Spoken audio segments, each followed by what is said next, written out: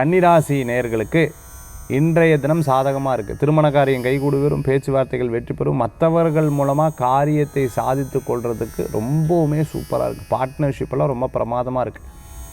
சில முடிவுகளில் எடுக்கும் பொழுது நானாக டெசிஷன் எடுக்கிறத விட இவாட்ட கேட்டுன்னு எடுக்கிறேன் அப்படின்னு சொல்லிவிட்டு அவாட்ட உட்காந்து டிஸ்கஸ் பண்ணி எடுக்கும் பொழுது பரவாயில்ல, நம்ம ஐடியா கூட கோர்வையாக சேர்ந்து ஒரு ஐடியா கொடுக்குறா இல்லையா, இந்த ஐடியாவை நம்ம செயல்படுத்துவோம், பரவாயில்ல, இனிமேல் எதாக இருந்தாலும் கேட்டுக்கலாங்கிற ஒரு பெரிய மன தைரியங்கள் கொண்டு வரும். அந்த மாதிரி இந்த தினத்தில் டிஸ்கஷன்லாம் உங்களுக்கு சாதகமாக நடக்கிறதுக்குண்டான வாய்ப்புகள் நிறையா இருக்குது. சின்ன சின்ன விஷயங்களை கோபித்துக்கொள்வதை தவிர்த்துக்கொள்வது நல்லது.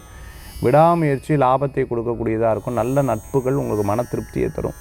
நல்லோர்களது ஒரு சந்திப்பு உங்களுக்கு ஒரு பெரிய சந்தோஷத்தை கொடுக்கும். பயம் இருக்கும், இது நடந்துருமோ அது நடந்துருமோ அதாயிடுமோ இதாகிடுமோ, அதை பற்றி பயப்பட வேண்டாம்.